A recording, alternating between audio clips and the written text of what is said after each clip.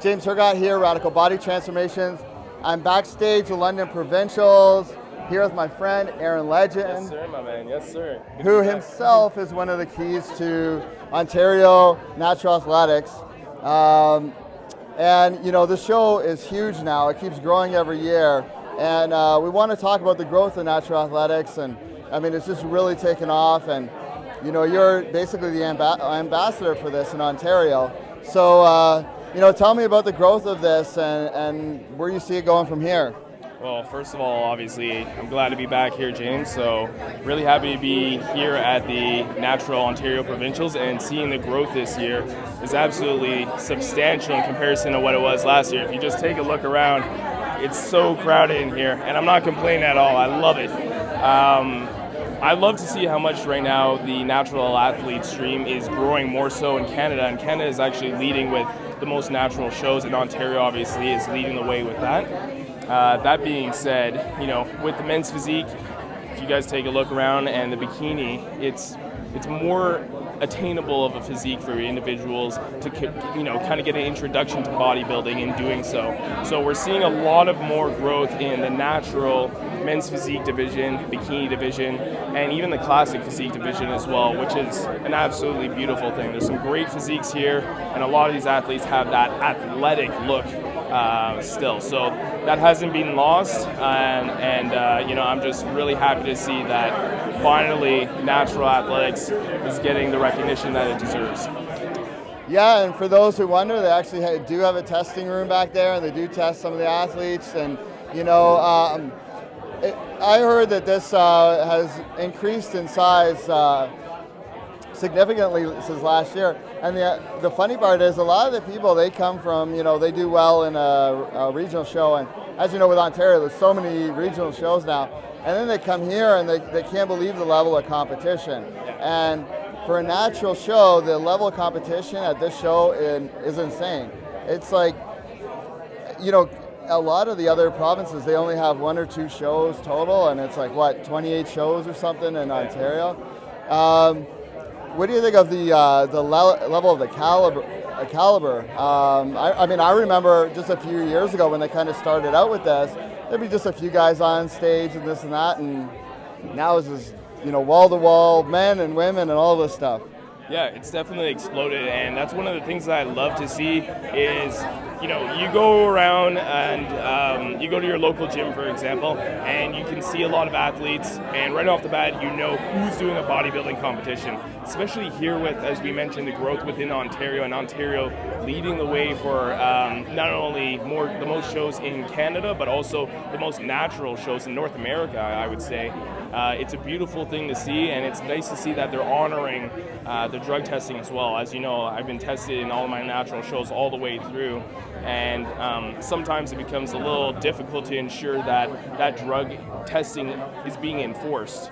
And a lot of the times as well, you know, we want to ensure that the natural athletes understand that most of them have an opportunity at the national level to become an IFBB pro as well. So this is something that not too many of these athletes knew about before when men's physique was being introduced, you know, into the natural stream. But now that everybody is aware of this, yet again, if you take a look around, you can see the growth is just growing. Well, what an amazing thing! What an amazing thing that I noticed.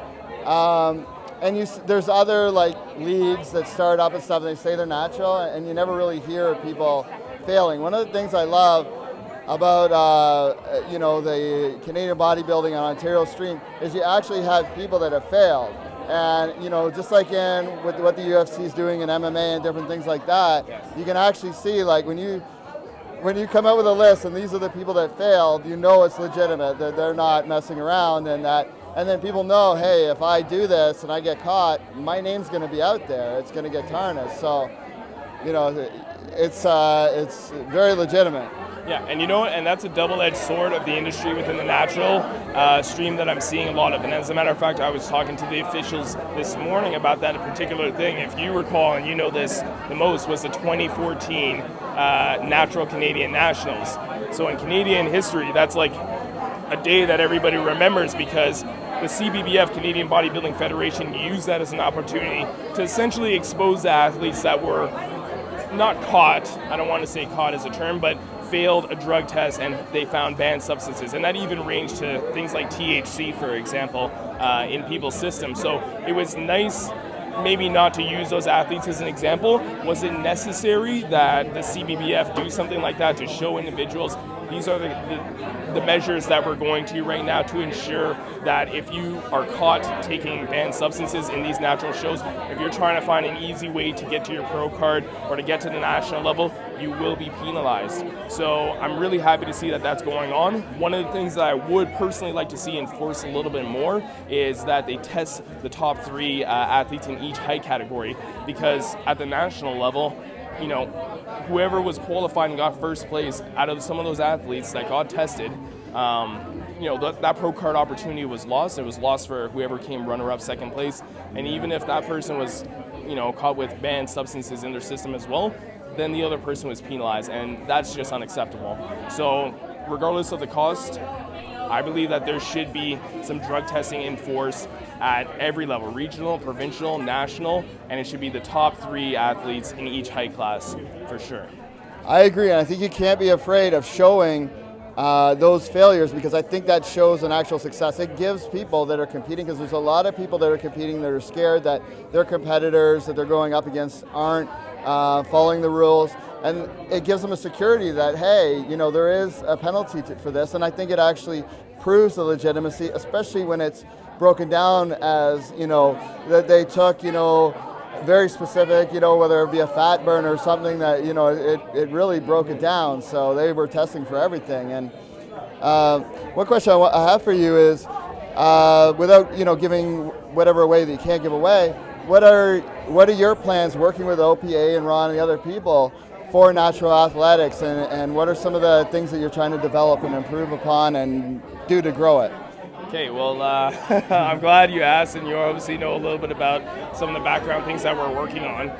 One of the main pushes that we're trying to do right now is definitely to try and get more awareness for natural athletes, to get a push to get bodybuilding into the Olympics. So that was Ben and Joe Weider's dream, was to have that happen. And you know what? You know, the stigma is more so around, you know, banned substances being within the Olympics, as opposed to people not considering bodybuilding to be a sport, right?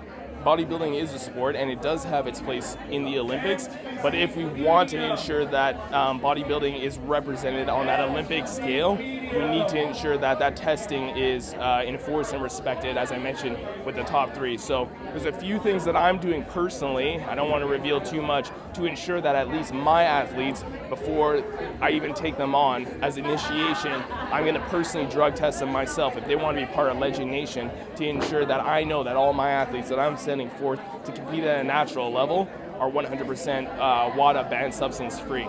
So at least maybe other teams will see this and feel more enticed to know that, you know, Eren and his team of Legend Nation are bringing natural athletes to all these shows.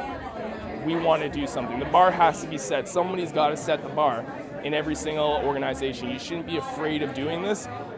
If we want our sport to get the absolute most recognition, I believe that this is one of the ways that we're going to have to promote it. Yeah, I agree. And the good thing about bodybuilding is how worldwide it is. I mean, everything from the Middle East to Europe to Brazil, like all over, bodybuilding is worldwide. So it's certainly the type of thing that can become an Olympic sport with the right guidance. And, you know, I'm thankful for your participation and spearheading this with some other people. And how are some ways that if somebody wants to join your team, how do they reach out to you? How do they get on the team? What do they do? If there's any spots really left. Easy to find. Yeah, I know. There's always room for people. And you know what? At the end of the day, I look at it as, like, I have my team, Legend Nation. And, you know, obviously I'm on Instagram, Eren Legend, IFBB Pro. And I'm on Facebook as well. But one thing that I want to emphasize and I want to stress as much as I can is, for me, Legend Nation isn't just a team of natural bodybuilders. It isn't a team of athletes. It's a movement of Canadian athletes or individuals that just believe in global positivity. So regardless of what division you're competing in, whether or not you're a stay-at-home mom and you're trying to find ways to be more athletic. I'm trying to spread global positivity as best as I possibly can through fitness and health. Everybody has a body. That's the way that I look at it. And I believe that we need to empower ourselves, and we need to really refocus that health is wealth. We can't be too focused on chasing aesthetic, some very vain kind of goals. At the end of the day, what's most important is what starts within. And if you focus on what's within, not just being a good quality person, but your actual health, that will transcend outwards, not only in your body, but it will attract people towards you to say, James, you look great, how did you do it? What do you do it? Well, I stay natural, I follow this regimen, clean eating, physical activity, and you sharing your story and your experience with other individuals hopefully will be able to empower them to continue empowering others and cause a chain reaction of global positivity. So that's what I'm trying to do with the Legend Nation movement. Well, I think it's great. Hit up Eren if you want to join the Legend Nation, if you want to work on your posing, if you want to dabble in trying to do your first show, whatever you want to do, or if you're a competitor, you want to take things to the next level, Eren's your guy. And we really appreciate your time. Thank you Always very a much. pleasure, my man. Thank you for having me, and until the next show.